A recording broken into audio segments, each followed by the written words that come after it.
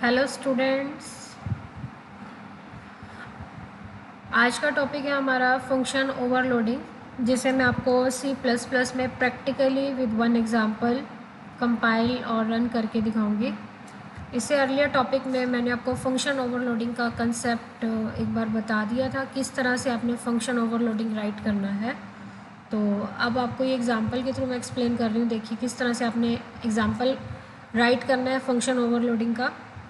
Function overloading में देखिए first basic two statements आपको मालूम है, hash include iostream dot H, hash include conio dot H.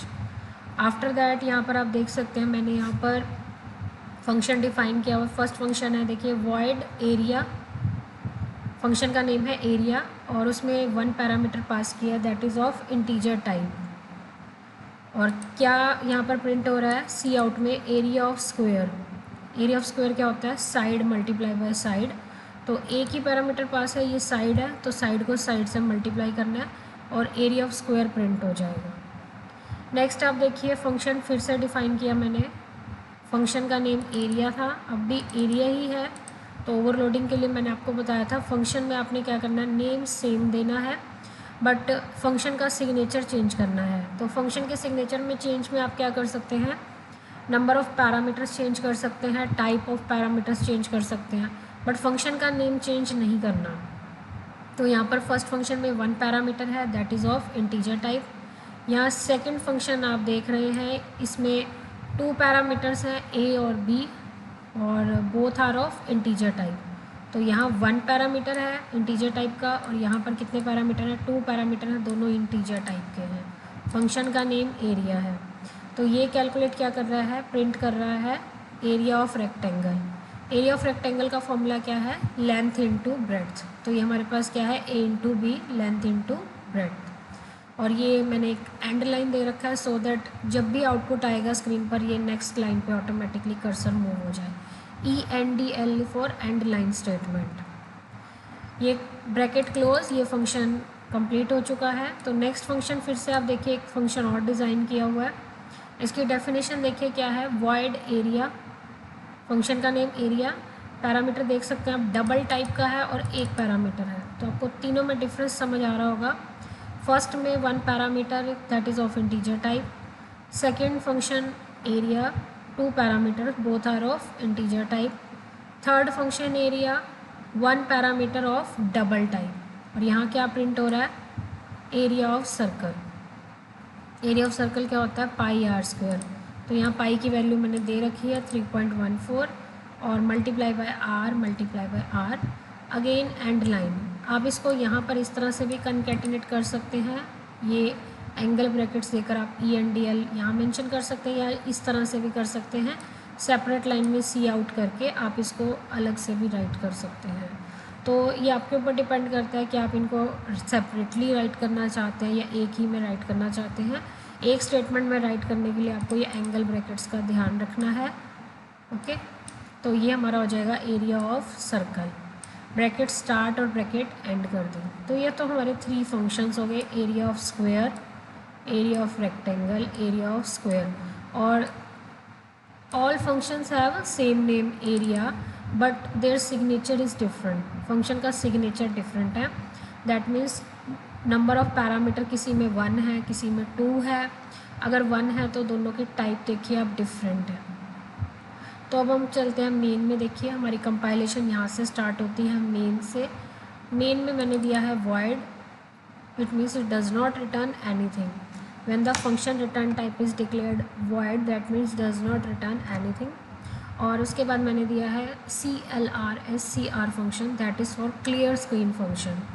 तो जब भी आउटपुट आएगा नेक्स्ट टाइम जब भी आप रन करते रहेंगे स्क्रीन आपको क्लियर मिलेगी। अगर ये फंक्शन आप यूज़ नहीं करेंगे तो स्क्रीन पे जो आपका प्रीवियस आउटपुट है वो नेक्स्ट आउटपुट के साथ आपको शो होता रहेगा, तो लिटिल बिट कन्फ्यूजन सा रहता है। तो अब आप यहाँ देख सकते हैं फर्स्ट स्टेटमेंट क्या है, एरिया फंक्शन कॉल हो रहा है। फंक्शन का नाम क्या था, एरिया, और वन पैरामीटर पास किया है 5। आप जैसे देख सकते हैं कंपाइलर चेक करेगा कि 5 क्या है, इंटीजर टाइप का है, तो ये एरिया फंक्शन तीनों को चेक करेगा। तीनों में से जो मैच करता होगा ये उसी को एग्जीक्यूट करेगा। 5 इंटीजर है तो फर्स्ट फंक्शन आप देख सकते हैं इससे मैच हो जाएगा। इंटीजर है, इंटीजर वैल्यू पास हो जाएगी, ए 5 हो जाएगा और एरिया ऑफ स्क्वायर कैलकुलेट हो जाएगा। That will be equal to 5 × 5 25। और आप देख सकते हैं ये एग्जीक्यूट नहीं होगा फंक्शन, और एरिया ऑफ स्क्वायर और एरिया ऑफ रेक्टेंगल और एरिया ऑफ सर्कल कैलकुलेट नहीं होगा, बिकॉज इसमें 2 पैरामीटर्स हैं और यहाँ पर एक डबल टाइप का है। बट एरिया 5 जब कंपाइल हो रही है स्टेटमेंट, तो यहाँ पर क्या होगा, फर्स्ट फंक्शन कॉल होगा। कंपाइलर नेक्स्ट स्टेटमेंट एग्जीक्यूट करेगा, एरिया 5, 10। अब यहाँ पर देख सकते हैं आप कितने पैरामीटर्स हैं, 2 पैरामीटर्स हैं and both are of integer type. तो यहाँ पर हमारा कौन सा फंक्शन एग्जीक्यूट होगा, ये वाला। इसमें 2 पैरामीटर्स हैं, तो कंपाइलर क्या करेगा, मैच करेगा इन दोनों पैरामीटर्स को इसके साथ, ये मैच हो जाएंगे, दोनों इंटीजर टाइप के हैं। ए की वैल्यू 5 हो जाएगी, बी की वैल्यू 10 हो जाएगी और एरिया ऑफ रेक्टेंगल कैलकुलेट हो जाएगा। That will be equal to 5 × 10 50।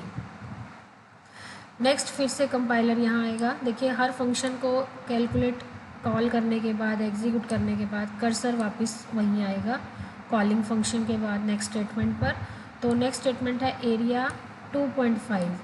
अब ये मैच करेगा कि डबल वैल्यू फ्लोट वैल्यू है, डेसिमल वैल्यू है, तो इनमें से कौन सा फंक्शन मैच करेगा। तो ये इंटीजर पैरामीटर एक्सेप्ट कर रहा है, यहाँ 2 पैरामीटर्स एक्सेप्ट हैं but both should be of integer type.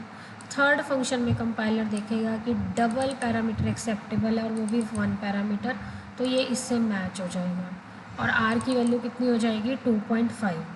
और कैलकुलेट हो जाएगा area of circle is πr²।